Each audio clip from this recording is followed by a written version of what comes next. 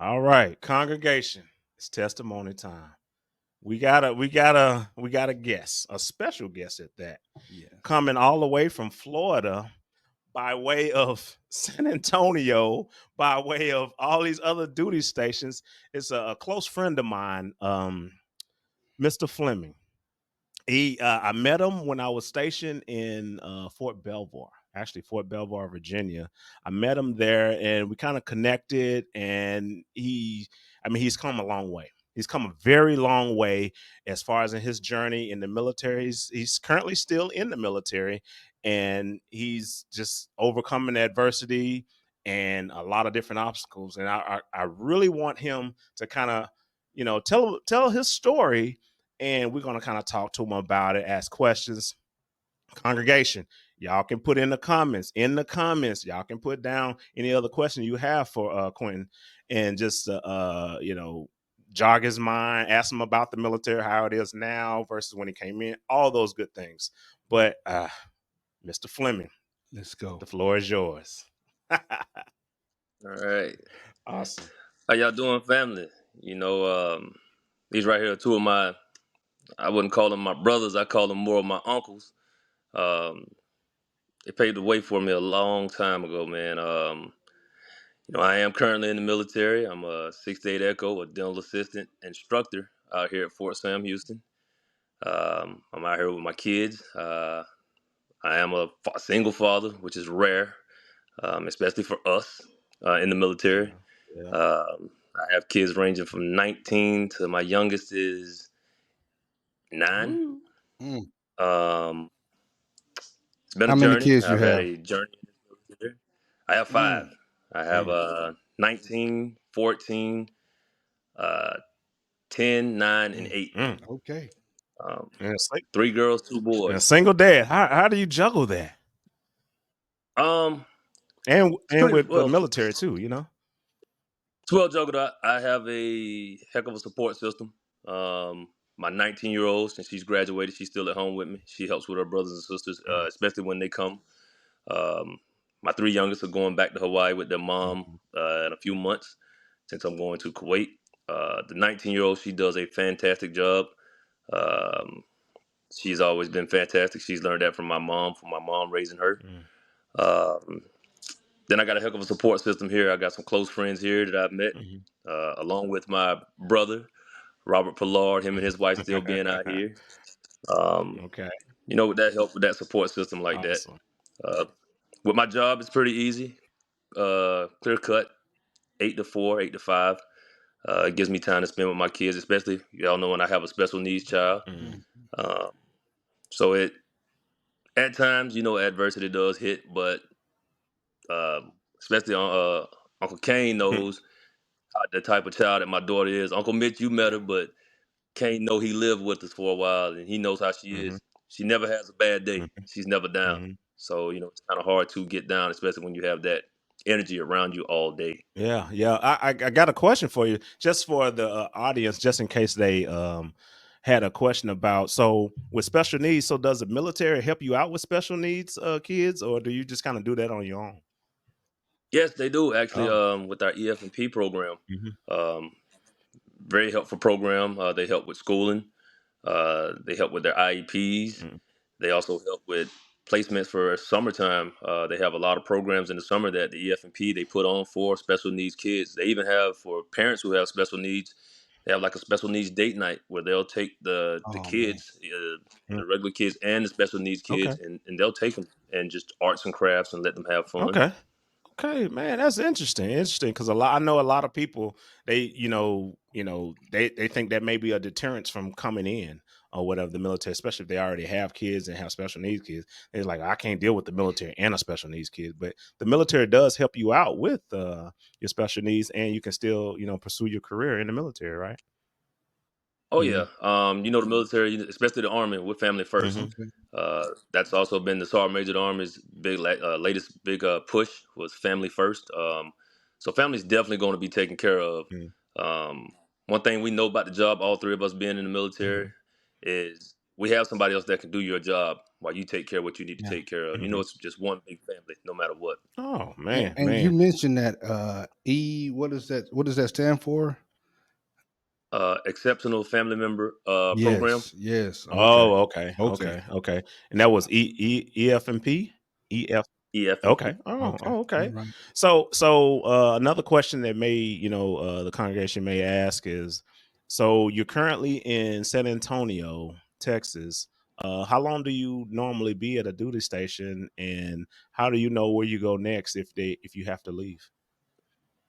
Currently, it's 3 years. Now we have this new system we have in place called the marketplace, where they'll give you like 15 selections where you Oh, can kind Mm, of rank in order of where wow. you want to go. okay. Um, for about 6 weeks, maybe midway through, they'll give you another selection of what you can pick, and based off of the needs of the army, based off the needs of your career, they'll figure out a place that's going to be Hmm. a good placement for you, especially to help you further your career. Okay. And with that program, uh, choosing these duty stations or where you're going to transfer, and is that helping you out in your career where you can get that promotion going to the next level or what? Yes, it does actually. They want to try and put you in those strategic positions, whether it be force com, or if it's inside of a clinic, depending on where you've been at before. So they're trying to align you with what's going to make your career go up, up, up as high as you can get it. Okay, that's Mm, cool. And then I gotta ask you a question now. What have you faced some challenges in your career? Yes, I have. I faced a major challenge, 2011, while I was deployed. mm, Um, got a call, a message that my lovely 14-year-old, at the time, I knew I had another child out there. Um, I was married to a mom, and I was told the child wasn't mine. And I got a call to say, "Hey, your baby's in the hospital." And being a father, oh, she got a cold, mhm. she's sick, the flu, Yeah. and then I got a call from my first son and say, "Hey, we need to get you from Herat to Bagram. We have to get you out of country." And I'm like, "What's going on?" Afghanistan. Okay. Uh, Hmm. yeah. And once they told me what was going on, I was like, this is life changing. This is altering. Trying to be a man, trying to be a soldier. As you know, as a soldier, we always told, as military, and when you're facing adversity, suck it up, deal with it head on. I tried to do that until the day I got to El Paso, walked in the hospital room where she was at, seen her head shaved completely, Mm. bald. I seen her with a bolt in the back of her head to relieve pressure off of her Mm, brain. What? Um, mm, then talking with a doctor tells me, hey, your baby's had a stroke on both sides of her brain. Mm, She has a 25% chance of surviving. mm, Um, then that's where my military family, came in. You know, hey, don't worry about anything. We got you. Leaning on my family. Families are big in religion. I faced adversity because I was a single dad before with my 19-year-old, but having this new challenge before mhm, me, I really didn't know what to do. Um, my mom, my lovely mom, my dad, they helped me get through it. mhm. Um, my aunts, my uncles, my whole family in Fort White, Florida. If y'all don't know where it's at, it's close to University of Florida. Okay. If you sneeze going through the town, you'll miss it. My whole town was backing me. My whole town, one light town, my whole town backed me, okay. and then my whole military family at 673rd, they backed me. I had a special NCO out there. He was my first sergeant at the time. His name was Sergeant Major Robert Garcia. Right now, he told me, "Hey, they call me Ocho. Don't worry about nothing. You take care of that baby." And having to go with my baby to rehab for, I think it was about 60 Oh, days, uh, to always be told, "Hey, she might not never walk." To me thinking, "Hey, I'm gonna have to get out the military to take care of my Yeah. child," which I was gonna do if that time Yeah. came. Um, just the people at that rehab place called Our Children's House, actually in Dallas, Texas. Um, they just told me, "Hey, she'll be fine." My mom telling me, "Hey, don't worry about it. She's gonna walk. She's gonna walk. She's gonna be okay." Feeding tube, everything. That sent me back. That sent me back for a while. I wasn't worried about promotions. I wasn't worried about nothing. I was just worried about my baby's Yeah. health. Of course. Uh, Of course. yeah, Definitely. that was the most important thing. Um, like I said, just getting back to Fort Lewis, where I was at for 8.5 years, Hmm. and it wasn't. Don't worry about it. Was don't worry about work. Okay. Take care of that baby. Yeah. Did you Um, have to go back, or do you just stay home and stay with the baby? um, they let me stay home until I got her into daycare, which was the scariest part of my life, was putting her in daycare, Mm-hmm. knowing that she couldn't see, she couldn't walk, Hmm. and it was a late. Matter of fact, it was a lady in there. I cannot remember her name to save my soul, but she was from Arkansas. Oh That was wow. Okay. She was from Arkansas, Arkansas. Yeah. and that Okay. was her teacher. And Hmm. she told me, she said, "Baby, don't worry about her. She'll be fine." Hmm. And still think about it to this day when that lady called me and say, "I need you to come to the daycare." Hmm. And I'm thinking something's wrong with my baby. She said, "But don't come into class." And to see my baby standing up Oh walking, wow. like a day that turned me around. I was crying in that daycare, Hmm. and I told her, I said, "Hey, they say she'll never walk." She said, "Baby, you can't tell me what God Hey, can do." come on. Yeah. Hey, let's Yeah. go. For And sure. For sure. and from that day on, I never turned my head.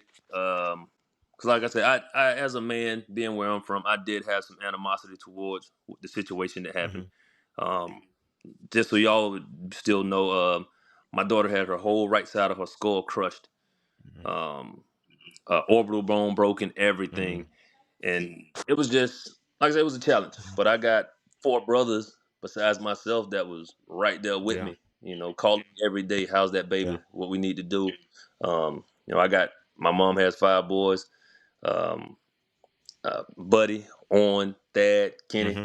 They were all, hey, what do we need to do? What we need to do? Do we need to come out there? No, don't worry about it. I got it. Hmm. I got my best friend. She was right there, Quintavia White. As soon as I needed her, when I called and told her what happened, she was the first person out there with Hmm. me. You know, and that's that military family sense that I had. Yeah. Yeah. Um, like I said, I contemplated getting out, but through everything I know, that especially with that EF and Hmm. P and helping me out with my kids, even my kids, my ex-wife, when she came along with me and her together, she picked up as my child's mother, and my child still to this day knows that as her mother. Her name is Ashley Spence. Hmm. I give her all the credit in the world when it comes to my daughter. Um, it's just having that somebody that can be behind you. And even through the years, I've met people, always there for Yeah. me. And y'all, you know how she is. She loves Unc. If I call you right now, she's, "Where's Unc? I want to talk to Unc." Mm. Definitely. Definitely. Man. And then, that was just that first part of that adversity I Hmm. faced.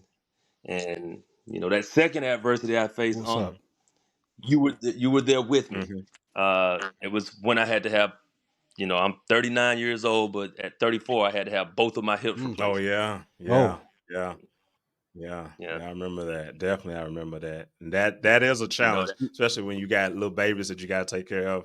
But you still had to be able to maneuver and get things done or whatever. But just like you said, that support system, you It know, was yeah, big. that support yeah, system. yeah. And was the military trying to process you out? How did that work? Was you fearful of that? Because this is what you're telling us right now: resilience, family, structure, organization, God, all of this is playing a part.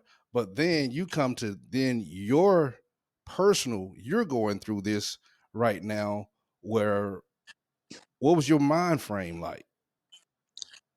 When I first was told after my first surgery, I was thinking, "Hey, I'm finna get put out. I'm finna get put out in the military." I think I was at like 14 years at the Hmm. time. Something I was like something like that. Yeah, about 12 or 14 years, and I'm thinking, man, I'm finna get put out. How am I gonna take care of my kids if I get put out? I know they're gonna med board me. If they med board me, I'll be fine. With that disability check. But I never wanted that disability check. I always wanted to finish out my career. True. And talking to my surgeon, Dr. McGill at Fort Belvoir, and I told him, I said, "Hey, is this going to put me up for a med board?" He was an Air Force doctor. He told me, he said, "No, you're young. You'll be fine." Hmm. Um, I never stopped. Even after the surgeries, I wanted to get back into shape where I was at. I'm a huge sports player, football, basketball, Hmm. baseball. And in my mind, especially with my first surgery, if nobody knows, after a hip replacement, they make you get up and walk as soon as that anesthesia is Don't off. play. Yeah, it's no. I Yeah. gotta go to the bathroom. I want to lay here. It's get up and walk. Uh-huh. And I got to shout out my pops. I have a first cousin named Buster Conley. He's always been my father figure through my whole Mm-hmm. life. First surgery. He called me, say, "Are you all right?" And I immediately break down. I start crying. He said, "Boy, what's wrong with you? Do I need to do what I used to do to you as a child? Mm-hmm. Do I need to do you like I did you and your brother? Take you in the woods and get you together real quick Mm. Yeah. and bring you back out here on the Hold field?" Yeah. up. I said, Yeah. "No, sir." Mm. And I told him, I said, I'm an athlete. I've always been an athlete my whole Yeah. life. I told him, I said, I want my legs to go, but my leg is not responding to my brain. I don't know what to do. It feel like I had lost my leg. Mm. He talked to me for about 30 minutes. He told me, get it together, because if I have to come up there, we gonna have an issue. Mm. And that he's my cousin. He's my grandma's oldest grandchild, but I call him Pops because I stayed with him forever, him and his wife. Yeah. And, I loved them to death. And, it's, even even you seen it at the house. Mm-hmm. I'd be moping around. I'd just be on the couch. He asked me, "What are you gonna do?" And I was like, "Man, I'm done." In my mind, I was contemplating getting out. Hmm. I'm still getting put out no matter Oh. Mm-hmm. what. And I never forget the question you asked me that day. You said, "Hey, why don't you get back in school?" I said, "Man, I don't feel like it." I'll never forget, you went to work. When you went to work, I went out the back door with my walker, because I was on a walker at that Mm-hmm. point, and I hobbled over to the education center across the street. Mm-hmm. Got enrolled at the education center. Um, Maybe 8 months later, 9 months later, I completed my master's in Come cybersecurity. Mm. on. Mm. Come on. Um, It can be you done. know, Congregation, it can be done. You can see it through the adversity. Keep it going. Man. yeah, and if you don't know, the military paid for my master's. Mm. They paid for my bachelor's. They paid for my master's. I graduated from the University of Maryland Global Campus, Mm. right there in Maryland. Mm-hmm. I wanted to go to graduation, which also upset me because at that time it was during COVID. Yeah. Um, Yeah. but I had my babies that summer, so we did graduation at the house. Mm. There you And go. That's all you Yes. need. it's not. Yeah, exactly. You know what I always told you? It's not about Yeah. me. It's about what my kids can see. Yeah. Being that Yes. role model for them. Yes. And Definitely. they told me, "Dad, we want to see you walk across the stage at graduation. Babies, it's COVID, but I tell you what, we'll walk up and down inside this house. Mm-hmm. I'll let you celebrate. I'll let you hear the people call my name. I'll let you scream and shout. It's not for Mm-hmm. me. It's for There you." you go. You know. Yeah. And as being in this military, I've faced an adversity when I first got here. Um, my you know, God rest his soul. I know he in heaven. I know he's laughing at me right now.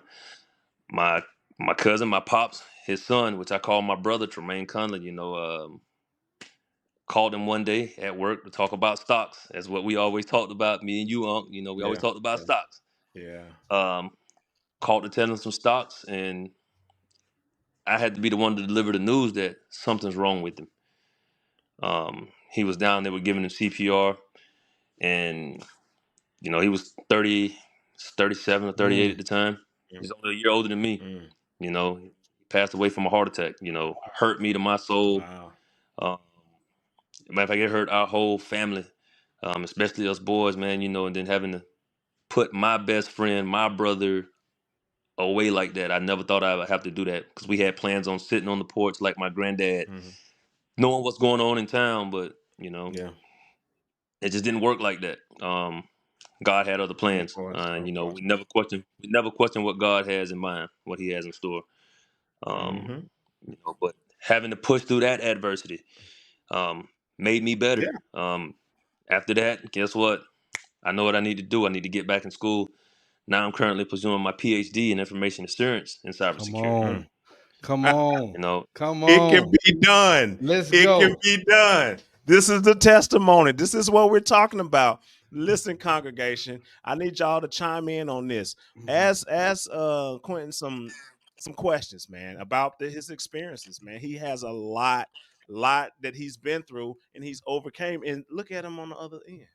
He's on the downslope. He's on that. You pretty much you're about to retire, or are you going to stay in a little bit, or what? What you thinking? nah, I'm about to join the ranks of you two fellas. Hey, You're I'm gonna gonna have join to the talk to him retirement club? offline. Yes, yes. Yeah, Yeah, I'm about to join the ranks of you two fellas. yeah. See, that's awesome. Awesome. 20 plus years. You Come know, on, man. but You can do it. Especially when you got some role models like you two, and then I got a super role model named Michael Cole. He's from Arkansas. He's from Little uh-oh, Rock. hold on. Little You Rock, know, that's what I'm talking about. Hold you on. know. Arkansas is making moves around here. But I got a Hey, question though. At Go any ahead. time though, through all of this that went on, did you feel like giving up? Did you feel like giving up? every I can honestly tell you, every day it was a struggle getting out of bed. Every day it was a struggle opening my eyes, wanting to open my eyes. You know, just saying, "Hey, God, if you want to take me right now, if you want to take somebody, I'm willing to go." You Mhm. know, but coming from the family that I come from, it was just, like my grandpa used to say, "Boy, get up and make a better day, make it a different day." Yeah. You know, and I know my grandparents wouldn't have it no other way. And every time I open my eyes, I would tell myself, "You got something to live for." I got 5 beautiful kids. You got something to live for. My mama's still alive. My dad's still alive. Mhm. My brothers are still alive. You got something to live Amen. for. Yes. And also wanting to be that change in my community. I got a lot of cousins. I got a cousin who he's the head basketball coach at our school we went to. You know, opening my eyes, even going there. Hey, talk to the kids. Talk to the team. Mhm. This was your team once. Talk to the team. Didn't want to, but I have to. Mhm. It's instilled in me from the military and from my upbringing. Mhm.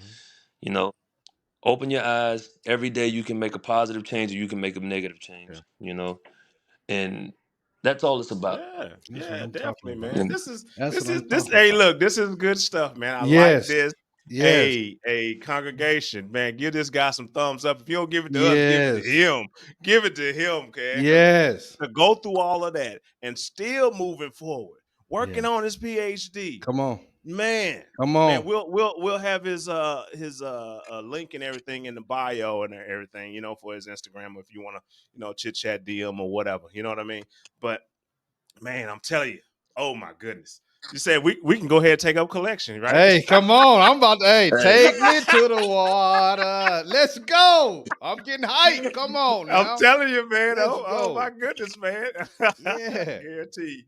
All right, so look, we'll go ahead and wrap this up. But Mitch, any final words? No, I just Go ahead. appreciate you sharing, Hmm. being open, Hmm. vulnerable, all of that. And everybody you see, he's not blaming anybody. Yes, We got to get out that ah, mindset. He ain't say that is nobody so was true. holding him down. You No. just listen to it. All Yes. of that. A lot of people Mm-hmm. would just want to quit. He Mm-hmm. didn't. So let's That's what go. I'm talking Thank you. I appreciate it. I appreciate it, bro. about. Any final words, Mr. Fleming, for the people, hey, for the listen, congregation? man. Both of y'all are my uncles. I love both of y'all to death. Whenever y'all need me, you call me. Whenever y'all want me on the podcast, Mm-hmm. I love to be there. Just so y'all know, I'm proud, to see some guys that got the similar background as I do Mm-hmm. out there doing this. Like I say, the OGs is what the young people call y'all. You know, That's um, true. That's true. Yeah. That's true. and it just makes me feel good to see my two uncles out here doing this. Especially trying to spread this word, especially to the youth, Mhm. especially to our demographic. Yeah. Not just our demographic, all Hey, demographics, because right they all here. speak on all Yeah. topics. Mm-hmm. Um, and it just letting let people know that, hey, we're more similar than we are Mm-hmm. different. Oh man, we And can stamp that I right can there. Yes. Hey, for sure. For I can sure. really appreciate, man. I hadn't heard that in so long. Yeah. You just don't know. Let's go. That's what But we do. That's what we do. like I say, man, just love y'all. I love the platform. I share it every chance I get. Mm-hmm. Um, I'll send y'all my links to my Yeah. Instagram, to my Facebook, especially to the youth out there, the parents who got kids out there. If they want to come into the military, I'm still in. I got brothers that are still Mm-hmm. in. Um, you can contact me on that. Anything in life in general. Like I tell my students, I'm a book of knowledge. If I don't know the answer, I guarantee I know somebody that does. There you go. And I still rely on you to this day, Unc. I'll call you For anytime. sure. Uncle Mitch, I gotta get your number back because I got a new All phone. right. Uh, but they proud of what y'all are doing. Hey, keep it going. I can see y'all up there completing with Club Shay Shay here pretty soon. Ah, shout out. That's what's up. That's what's There up. you Hey, go. look, I appreciate it. Appreciate everything. Guaranteed. Hey, congregation, this is what we're talking about. There Yes. is positivity. People can get over adversity. It can happen. I know you may think that you're the only person in this, but there's a lot of people that have already went through that path. Come on. And we're giving you people that have been through adversity and overcame it and how they did it. So take advantage of this knowledge. Put it in your tool bag. Something that you can, take with you on your journey through Yeah. life. And that's the uncomfortable truth. Hey, Gonna say, baby. baby, whatever. Roger that. Let's do something. Let's For go. sure. For sure. If you don't want to see us, but you want to just listen to us, we on Apple Podcast, Spotify, Amazon, Pandora, iHeartRadio, Google Podcast, all of them. All of them.